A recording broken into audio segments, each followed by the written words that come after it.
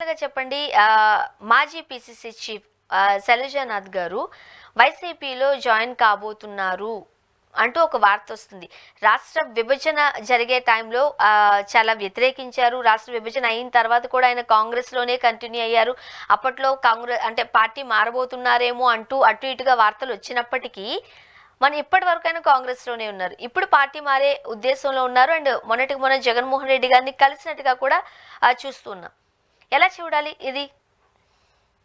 శైలజనాథ్ గారు వైసీపీలోకి వచ్చే పరిస్థితి కనిపిస్తా ఉంది. కారణం ఏంటంటే మనకు ఆధారాలు లేకపోయినా మీలాంటి మీడియా అన్ని మీడియాలు రాస్తున్నాయి శైలజనాథ్ వైసీపీకి వస్తున్నాడు. ఆయన ఏడ ఖండించలా. ఒక పార్టీలో ప్రధాన నాయకుడు కూడా ఆయన వేరే పార్టీకి కొన్ని వార్త వస్తుంది, నాకు అలాంటి ఉద్దేశం లేదని చెప్తారు కదా. ఆయన చెప్పలేదంటే వస్తాడేమో అని ఒక అనుమానం. రావడానికి కొన్ని అవకాశాలు కనిపిస్తున్నాయి. కారణం ఏంటంటే Congress party not only Sailajanath గారు రెండు కారణాలు ఇస్తే కాంగ్రెస్ నుంచి ఎక్కువ మంది వైసీపీకి వస్తారు. ఇప్పుడు తెలుగుదేశం పోవడానికి అది బస్సు ఓవర్లోడ్ అయిపోయింది. ఈలో ఓవర్లోడ్ అవును కాబట్టి ఇంకో రెండు పార్టీలు అదనంగా చేరినాయి. వాళ్ళే ఇబ్బంది పడుతుంటే మధ్యలో వీళ్ళు చేర్చుకుంటారు. పోతే వీళ్ళు ఆడిపోయి మళ్ళీ చేతులు కట్టుకుని పోవాల్సింది పనే ఉండదు. అందుకని అది ఓవర్లోడ్ అయిపోయింది. అధికారంలో ఉన్నారు. ఇక్కడ వైఎస్ఆర్ కాంగ్రెస్ పార్టీ ప్రతిపక్షంలో ఉంది. రెండు అందువల్ల వస్తారు. రెండు కాంగ్రెస్ పార్టీ నడక ఇదేం భవిష్యత్తులో ఏమి ఆంధ్రప్రదేశ్లో కాదు కదా, దేశంలో కూడా ఏమైనా అధికారంకి వస్తున్నారో అది అనుమానం వచ్చింది. అంటే మన మహారాష్ట్రలో అంతకుముందు హర్యానాలో వరుసగా ఓడిపోయినాయి. సచిన్ తెలుసుంటే ఇంకో ఊపు వచ్చింది. నేను రాపిన దేశంలో అధికారంలోకి వస్తున్నాను. ఇంకా కాన్ఫిడెన్స్ రావట్లేదు. అందువల్ల వాళ్ళు ఎప్పుడు వస్తారో తెలియదు. రాష్ట్రంలో అయితే అభివృద్ధి చెందే పరిస్థితి. రెండు శర్మిల గారు పిసిసి పనులు వదిలేసి పర్సనల్ పనుల్లో పడిపోయినారు. అంటే పిసిసి అధ్యక్ష ఇప్పుడు ఆమె చెప్పిన డిమాండ్లు పిసిసి అధ్యక్ష మాడుతుంటే జిల్లా ప్రెస్ మీట్ పెట్టి చెప్పాలి. ఇప్పుడు ఆమె చెప్పేది ఏమి చెప్పలేదు, ఎందుకంటే వాళ్ళ అన్నతో గొడవ పడుతున్నారు. అది పర్సనల్ ఆస్తులు కాబట్టి ఇంకా ఆ రూట్లోకి వెళ్ళిపోయిన తర్వాత ఇంకా మనం ఏం చేస్తాం? రాష్ట్రంలో భవిష్యత్తు లేకుండా దేశంలో ఏమవుతుందో జరిగకుండా ఏడుంటాం. కాబట్టి వీళ్ళందరూ సీనియర్ లీడర్లు అయ్యారు. ఖచ్చితంగా కాంగ్రెస్ పార్టీ నుంచి ఇంకా పెద్ద స్థాయిలో ఒక స్థాయి నాయకులు వైసీపీకి వచ్చే పరిస్థితులు కనిపిస్తున్నాయి. వైసీపీ కూడా వాళ్ళని చేర్చుకుంటుంది. ఇద్దరికీ కంఫర్ట్, ఎందుకంటే వీళ్ళు ప్రతిపక్షంలో ఉన్నారు కాబట్టి. రెండు వచ్చే వాళ్ళందరూ కాంగ్రెస్ అంటే జగన్ గడ కాంగ్రెస్ కదా. వైసీపీ పెట్టేంత వరకు వైసీపీ బ్యాచ్ అంతా జగన్తో సహా అందరూ కాంగ్రెస్ వాళ్ళు. కాబట్టి బాడీ లాంగ్వేజ్ కూడా ఈక్వల్ బ్లడ్ కదా.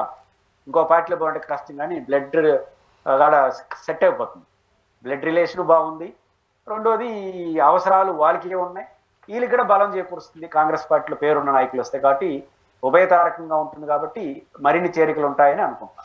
సార్, రాష్ట్ర విభజన తర్వాత మనం చూసాం కాంగ్రెస్ పార్టీ తెలంగాణలో తేరుకోవడానికి 10 సంవత్సరాలు పట్టింది. ఇప్పుడు నెక్స్ట్ టర్మ్ కన్నా 2024 కైనా సరే కాంగ్రెస్ కాస్త బలం పుంజుకునే దిశగా ఉండాలనే ఉద్దేశంతోనే పిసిసి చీఫ్ గా షర్మిల గారిని నియమించినట్లుగా మనం చూస్తూ ఉన్నాం. ఈ సమయంలో కాంగ్రెస్ లో ఉన్న ఇటువంటి సీనియర్స్ అందరూ వేరే పార్టీలోకి జంప్ అయిపోతే ఇంకా కాంగ్రెస్ ఎప్పటికీ పుంజుకునే అవకాశాలు ఉన్నాయంటారు. ఇది ఖచ్చితంగా ఎవరి ఫాల్ట్ అనొచ్చు? జాతీయ నాయకత్వం పాల్టే కదా, రాష్ట్ర నాయకత్వం పాల్ట్ ఎట్లా అవుతుంది? ఇప్పుడు ఉభయ తెలుగు రాష్ట్రాల్లో కాంగ్రెస్ పార్టీలో జరుగుతున్న పరిణామాలు, ఇప్పుడు ఉదాహరణకు సమంత పైన ఆ మంత్రి వ్యాఖ్య చేసిన వ్యాఖ్యలు చాలా అభ్యంతరకరం కదా. పై నాయకులు ఏమైనా పట్టించుకున్నారా? వార్నింగ్ ఇచ్చారా కనీసం? రెండు మన అల్లు అర్జున్ తప్ప ఒప్ప పక్కన పెడదాం. ఆ హడావడి చూస్తే అది కాంగ్రెస్ నష్టం తప్ప లాభమే ఉంది. ఏమైనా జాతీయ నాయకత్వం మందలించిన పరిస్థితి ఏమైనా ఉందా ఎవరినన్నా? ఇక్కడ శర్మిల గారు నెల రోజుల పాటు అన్ని వదిలిపారేసి అన్న తమ్ముడు ఆస్తి పట్టుకుంది. పిసి అధ్యక్షులు రోజు ప్రెస్ మీట్లు పెట్టి ఏడ్చుకుంటా మా అన్న నాకు అన్యాయం చేసినాడు అని చెప్పి మాట్లాడుకుంటా ఉంటే కాంగ్రెస్ వాళ్ళకి ఏం పని ఉంది ఇంకా? కాబట్టి అట్లా పిసిసి వాళ్ళే విడతయారైనారు. ఢిల్లీ వాళ్ళేమో ఏమి పట్టించుకునే పరిస్థితులు లేదు.